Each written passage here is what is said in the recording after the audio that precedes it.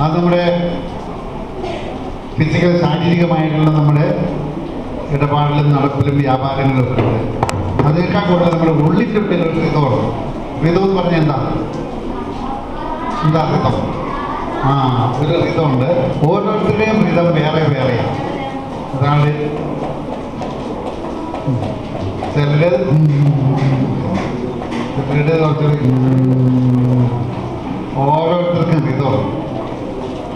ഈ ഋതത്തിന് താളം തെറ്റുമ്പോഴാണ് അസുഖം പിടിപെടുന്നത്. അങ്ങനത്തെ പണ്ട് പഠിപ്പിച്ച ആൾക്കാരുണ്ട്. അപ്പോൾ നമ്മുടെ ജീവിതത്തിൻ്റെ ഒരു ഋതമുണ്ട്. ആ ഋതത്തിന് താളം തെറ്റിയാൽ ഇല്ലാത്ത അസുഖം പിടിപെടും. ഓക്കെ, അതിന് കടക്കാൻ വേണ്ടിയിട്ടില്ല, ഇങ്ങനെയൊന്നുണ്ട്. പറഞ്ഞ് കേട്ട് വരുമ്പോൾ കുറച്ചുകൂടി നിങ്ങൾ പഠിക്കും. മനുഷ്യർക്ക് മാത്രമല്ല, ഈ ലോകത്തിലെ എല്ലാ മൃഗങ്ങൾക്കും ജീവികൾക്കും താളമുണ്ട് ഇല്ലേ? പക്ഷികൾക്ക് താളമില്ലേ? ഓരോ പക്ഷിക്കും ഓരോ താളമാണ്. ഈ പ്രപഞ്ചത്തിന് മുഴുവൻ ഒരു താളമുണ്ട്, ഹാർമണി. പ്രപഞ്ചത്തിന് മുഴുവൻ അതാ ഈശ്വരൻ്റെ ലാല, ഈശ്വരൻ്റെ ലീല എന്ന് പറയുന്നത്. നടരാജന് കിട്ടും. നടരാജൻ ഈ പ്രപഞ്ചം മുഴുവൻ ദൈവത്തിൻ്റെ ഡാൻസാണ്, താളമുള്ള ഡാൻസാണ്. ഇപ്പോഴത്തെ കൊണ്ട് ബ്രേക്ക് ഡാൻസ് അല്ല. ബ്രേക്ക് ഡാൻസ് ആരുടെ പണ്ടേ നക്ഷത്രമൊക്കെ പൊട്ടിത്തെറിച്ച് പോയതായിരുന്നു. അത് മാറി നല്ല ആ താളത്തിലേക്ക് നമ്മളും വന്ന് ലയിക്കണം.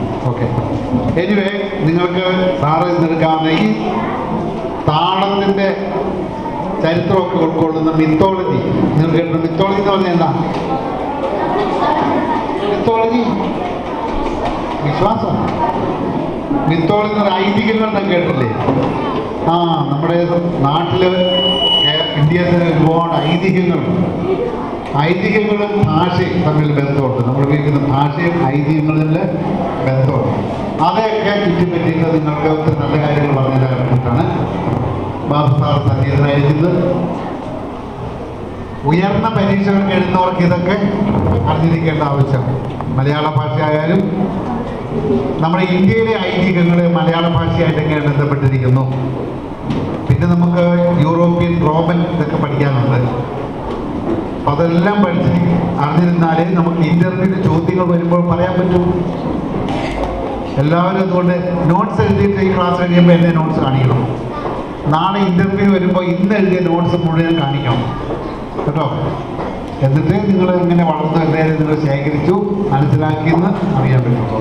ഓക്കെ, ഞാൻ ബാബു സാറിനെ കൃത്യമായിട്ട് നിങ്ങൾ എല്ലാവരുടെയും നമ്മുടെ എല്ലാവരുടെയും പേരിൽ കൃത്യമായി സ്വാഗതമായി ശ്രമിച്ചുകൊണ്ട് നിങ്ങൾക്ക് ക്ലാസ് എടുക്കാൻ വേണ്ടിയിട്ട് മൈക്ക് വരുന്നുണ്ട്.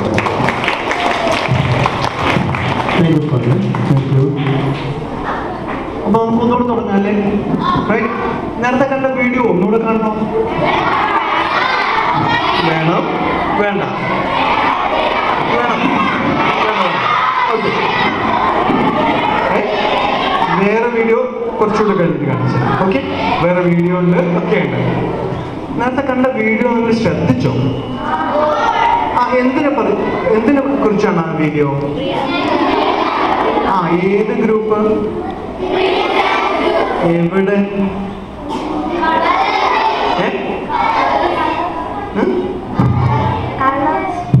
കളേഴ്സ്.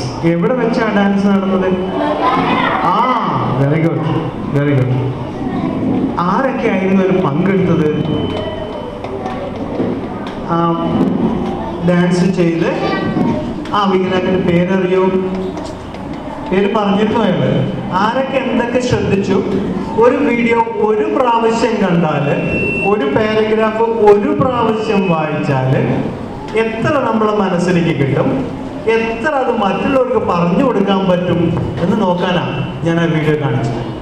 വേറെ ഒരു കാരണം കൂടിയുണ്ട്. സാറ് പറഞ്ഞു, അച്ഛൻ പറഞ്ഞ പോലെ അത്ര വലിയൊരു ട്രെയിനറൊന്നും അല്ല ഞാൻ.